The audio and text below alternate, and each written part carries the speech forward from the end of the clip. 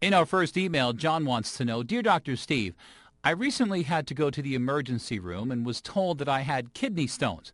What causes this, and how can I prevent them in the future? Well, John, kidney stones are caused by the buildup of minerals and acid salts in the urine. If your urine is concentrated, these things bind together and form stones.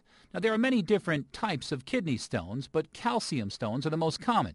It's a good idea to find out which type of stones you had. This way, you can do things to prevent another kidney stone from forming in the future.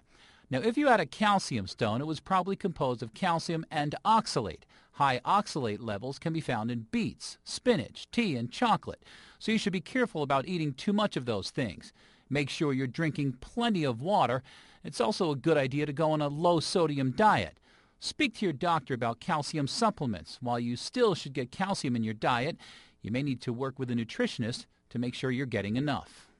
In our next email, Jared wants to know, Dear Dr. Steve, do children with ADHD ever outgrow it?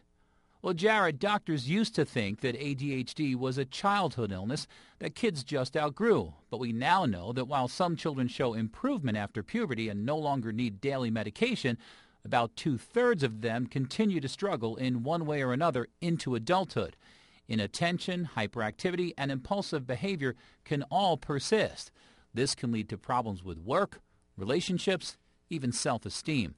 The treatment of adults with ADHD is similar to children. Medications and counseling remain the cornerstones of therapy.